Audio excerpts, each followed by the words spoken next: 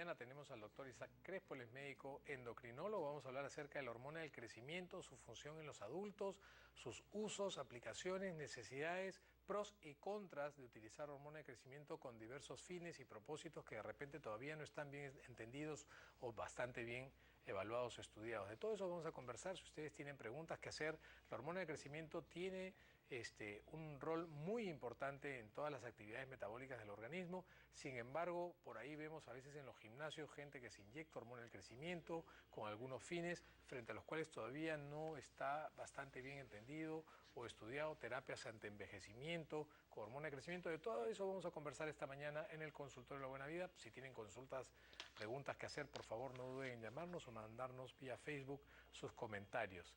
Doctor Crespo, bienvenido al programa. Muchas gracias por estar con nosotros esta mañana. Gracias a usted, mi querido doctor. Hablemos un poquito de la hormona del crecimiento. ¿Dónde se produce? ¿Cuáles son sus funciones más importantes en la adultez una vez que ya pasamos la adolescencia y ya crecimos lo que tuvimos que crecer? ¿Qué otras funciones tiene la hormona de crecimiento en el organismo? La hormona de crecimiento crece en la pituitaria, en la base del cerebro, que es una glándula del tamaño de un garbanzo, incluso más pequeño que él, ¿no? Correcto. Que está en contacto directo con todos los núcleos cerebrales, porque hay unas conexiones. Es muy importante en la primera fase en los niños, para que justamente como tal, para ayudar al crecimiento. Pero en el adulto uno piensa de que ya uno ya creció. Así es. Y que no hay mayor función. Lo que ocurre es que el cuerpo se va dañando. El cuerpo sabe que tiene que dañarse. Correcto. Los huesos tienen que tener un recambio. Así es. Entonces, ese hueso que está delgado, por ejemplo, muy simple, como si fuese una pista deteriorada, entonces viene un grupo de trabajadores y comienza a sacar primero lo que está deteriorado y viene otro grupo el que viene a llenar. Bueno, ese parchado que realmente hace el organismo de dañar lo que está, de curar lo que está dañado, Así es. lo hace la hormona de crecimiento. Lo comanda. Entonces, esta hormona de crecimiento es importante para ello, pero lo hace a través de otra, porque la hormona de crecimiento en sí no es la que trabaja. Correcto. Sino trabaja... Es la que comanda nomás. Es la que comanda. Quien trabaja son las somatomedinas, el IGF-1, Correcto, por ejemplo. Claro. Entonces, el hígado es el que genera. Entonces, esto se libera en la fase profunda, un sueño adecuado. Durante el sueño. Durante el sueño, y se va reparando todo lo que está dañado. Correcto, por eso es que hablamos de sueño reparador, ¿no? Así es. Entonces las personas que duermen poco tienen dolores, por ejemplo, dolores musculares. Claro. Los que duermen mal tienen... Duermen mal, los que roncan, por ejemplo, no tienen un buen sueño, no tienen una buena calidad de sueño, tienen alteraciones.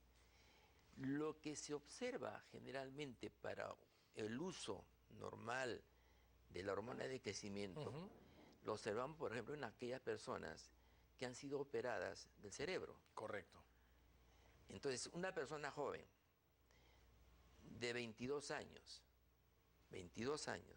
es operada de un tumor benigno, vamos a decir. Correcto.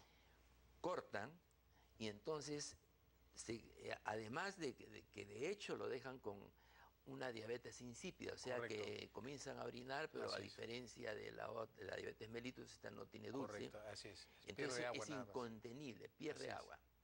Entonces, además, al corte no se sabe qué está cortando. Así es, pues. Entonces, nos quedamos con una persona que no tiene hormona de crecimiento, va a tener problemas en la generación de hormonas testosterona, si es varón. O sea, no solamente es hormona de crecimiento lo que se podría ver afectada, sino muchas otras hormonas que salen de ese núcleo de esta glándula. Allí uno se da cuenta Así es. de la importancia de la hormona de crecimiento. Correcto. Doctor Crespo, tenemos una llamada en espera y es Carmen, que está en Salamanca, que quiere hacer una consulta. Carmen, buenos días, gracias por llamar al programa. Buenos días, muchas gracias. Perdona la Una demora, por favor. consulta, doctor. Mi hijo tiene 25 años, pero se ha quedado chiquito Ujú. y él quiere ver la posibilidad de poder crecer unos centímetros. ¿Es posible? Y Carmen, ¿en la familia todos son chiquitos? ¿Cuál es la estatura promedio familiar? Hay de todo, hay chiquitos y hay altos. ¿Y cuánto mide él? Debe estar en unos 62, por ahí. Ok. ¿Siempre fue chiquitito o es que tuvo un tamaño promedio y de Tuvo pronto... tamaño promedio y después se quedó. El resto creció y él se quedó. Ok, Carmen, gracias por tu consulta. Esa es una consulta que preocupa a la mayoría de madres, ¿no? Y a la mayoría de padres. Ni bien el niño abrió los ojos al mundo, ya todos quieren saber cuánto va a medir cuando sea grande. El primer control del niño dice, mide 60 centímetros, doctor, ¿y va a ser alto? Es imposible saberlo. El caso de Carmen es puntual. Ya tiene un hijo adulto, joven, pero adulto. ¿Podría crecer, verse beneficiado por el uso de hormona de crecimiento? No. Correcto, esa es una Porque, buena pregunta, ¿no? Sí, es una buena importantísimo. pregunta Gracias, doctor. porque lamentablemente para estos casos de crecimiento se consulta demasiado tarde, demasiado tarde. ¿Por qué? Porque ya el cartílago de crecimiento cerró. Así es. El cartílago de crecimiento es como si junto yo estos dedos, es un espacio donde es allí donde va creciendo en los huesos largos. Correcto. Entonces, mientras haya ese espacio, es posible de que siga creciendo. Entonces hay que ver si la talla que tiene es una talla familiar, es una talla constitucional. Generalmente lo primero que ve es si la forma de cómo está creciendo es armónica. Así es. Pero en la forma en que es disarmónica no es más difícil, es otro problema. Es otro problema, claro. Entonces, lo ideal es consultar, que ese lo lleva el control del pediatra. Así es. En las mujercitas a partir de los 5 años, pero el tratamiento debe hacerse generalmente así a los 8 años. Correcto. Y hay un grupo de riesgo bastante fácil de identificar en el caso de los niños, ¿no? Fíjense, en las mujercitas a los 8 años estamos viendo de que se presenta la pubarquia precoz. Así es. Que es muy leve. La pubarquia precoz es cuando salen los primeros vellos en el pubis. Así es. Entonces, esa niña va a ser grande en ese momento para la edad que tiene. Correcto. Va a ser alta, Así grosita, pero va a crecer rápidamente y el cartílago de crecimiento se va a cerrar antes. Entonces, esa niña va a estar con talla corta. Así es. A futuro no va a crecer. Claro. En el varón siempre se va a demorar un poco más. La etapa puberal, la prepuberal, se aguanta un poquito más. Un poco más. La mejor edad para el estudio del varón es a los 11 años. Correcto. Okay. Entonces ahí tenemos que ver talla de los padres generalmente y si hay alguna enfermedad de por medio, ¿no? Tenemos una llamada más, ella es Gladys, que está en La Victoria y quiere hacernos una pregunta. Gladys, ¿cómo estás? Buenos días, gracias por llamar a La Buena Vida. Muy buenos días, doctor. Muy agradecida por su respuesta. Gracias a ti. Bueno, tengo una hija de 26 años que ella sufrió de asma de pequeña y entonces después le dio como, se hinchó a los 11 años y parecía que iba a ser alta porque a comparación de sus primos, ella había desarrollado más, pero al final se quedó chiquita, ¿no? Entonces después le hice unos estudios hace unos 3, 4 años y nos dimos con la sorpresa de que tenía tiroiditis de Hashimoto, ¿no? Y antes de pequeña también le puse las vacunas del asma y pensábamos que por eso es que se había hinchado a los 11 años, porque ella hacía deporte, jugaba, todo. Gladys, cuando dices, no. Perdona que te interrumpa, pero cuando dices hinchazón, ¿estás refiriéndote a aumento de peso? Sí. Ok. A los 11 años aumentó de peso. Ya. Entonces pensábamos que era por las vacunas que le habíamos puesto de corticoides, ¿no? Entonces ya bueno, ¿no? Pero ella jugaba deporte, hacía básquet, ¿no? Siempre. Incluso ya después siguió desarrollándose y comenzó a sufrir el estómago, ¿no? Entonces cuando le hice los tratamientos me decían que era como dispéptica, que no podía comer nada crudo, todo eso, ¿no? Pero ya hace 3 años, ahorita pues será pues a los 21 años, 22 años, le hice una prueba de sangre de tiroides y salió de que tenía la tiroiditis de Hashimoto. Okay. y ahora ya mide pues 1,53 y nosotros pues mi mamá, todos somos altos, mi esposo 1,65 m, yo tengo 1,60 m y mi segunda hija tiene 1,57 m, tampoco se ha desarrollado porque ella tiene displasia de cadera. En cambio mi tercer hijo sí está en 1,62 m. Gladys, quería saber, no... Gracias por tu consulta, gracias por compartirla con nosotros. Bueno, la hija de Gladys es una paciente bastante compleja en el sentido endocrinológico, ¿no? Con una tiroiditis de Hashimoto, ella podría estar haciendo hipotiroidismo y podría probablemente haber tenido hipotiroidismo y eso frena el crecimiento, ¿no, doctor? Así es. Otro de los factores es que la disminución de la hormona de crecimiento en los casos de hipotiroidismo subclínicos, así es, no ayudan porque la energía que se necesita, entonces lo que hace la hormona de tiroidea es darte un poquito más de energía. Correcto. Para que pueda. Tú controlas el hipotiroidismo y vas a recuperar la velocidad de crecimiento.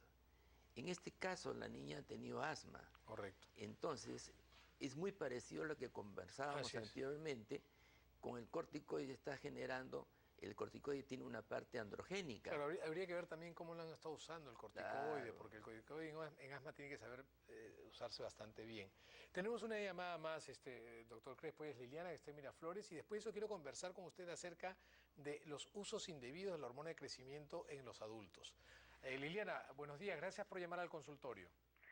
Buenos días.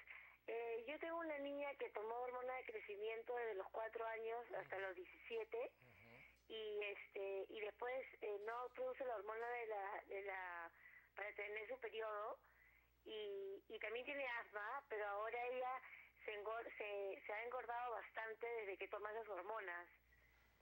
Ya. Y no puede dormir bien, ella tiene bastantes problemas hormonales. ¿Qué hormonas está tomando y qué edad tiene tu hija, Liliana, perdona?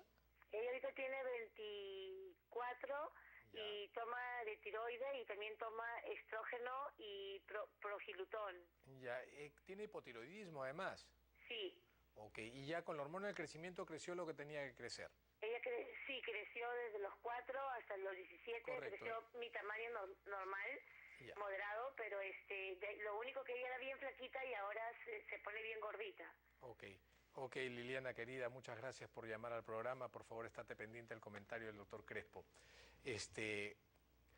Lo que yo he observado últimamente, sin desmerecer a nuestros colegas, es que algunos padres tienen mucha expectativa y mucha ansiedad por la talla de los niños y a veces pueden incurrir en un uso exagerado de hormona del crecimiento, ¿no? En otros casos sí es bastante necesaria y hemos hablado en este programa muchas veces sobre los usos de hormona de crecimiento en niños, nunca en adultos. Pero en el caso de la hija de Liliana, ya es una mujer adulta que tiene problemas de hipotiroidismo y además toma una serie de hormonas reguladoras de la función sexual. Esto no tiene que ver con el hecho de haber consumido hormona de crecimiento en un momento, ¿no? No tiene nada que ver. Correcto. Si está tomando ese tipo de hormonas para regular ciclo. Así es, para regular el ciclo menstrual. Es otra cosa que eso sí puede hacer ganar peso. Correcto. Además de su hipotiroidismo. Además del hipotiroidismo, eso sí puede hacer ganar peso. No quiero cerrar la entrevista sin antes hablar de los usos indebidos de la hormona de crecimiento, doctor Crespo. ¿En qué cosa cree usted que se está haciendo mal uso de la hormona de crecimiento? Se está haciendo mal uso en la hormona de crecimiento en personas que teniendo los niveles hormonales de las pruebas de medir IGF-1, por ejemplo, están normales, solamente para conseguir pensando que es la hormona que me alarga la vida. Así es, antienvejecimiento. Antienvejecimiento, que en parte hay estudios, pero hechos en animales, mas no se han completado en el ser humano. Porque en animales se pueden hacer estudios porque son cortos. Correcto. Entonces, estos estudios previos es que nosotros tenemos el sistema nervioso, el cerebro, son como racimos de uvas, pero las uvas secas, y hay un montón de estos y que conforme avanzamos y a partir de los 40 años hay una disminución de esto. Y cuando hay 60 queda disminuido al tercio. Quiere decir que la masa neuronal disminuye. Disminuye evidentemente. Entonces, un cerebro de una persona senescente es diferente a una persona de unos 20 años. Correcto. Igual que el tamaño del riñón. Así es. Es diferente. Así es. Entonces, para ello se ha hecho el estudio, por ejemplo, y se ha encontrado de que hay una regeneración de las neuronas. Así es. Y al regenerar las neuronas, el comando va a mejorar al resto del organismo. Basado en esa teoría, se está usando sin tener la aprobación adecuada. Se ha aprobado, pero no para todo. Correcto. Entonces, para tener mejoras en cuanto a disminución de la masa grasa. Correcto. ¿No? Correcto. Entonces, con hormonas normales. Entonces, se puede usar en aquella persona que tuvo un déficit de hormona de crecimiento de niño, es muy probable que lo tenga ahora. Okay. Entonces, pero no de manera directa para el 100%. Porque hay que evaluarlo bien. Hay que evaluar bien. Hay que medir IGF-1, hay que medir IGF-1 con estimulación. Correcto. Entonces, una hormona bien dada es saludable. Es saludable porque si con los trabajos que hay, porque en humanos son muy pocos. Correcto, hay muy poca evidencia muy todavía. Muy poca.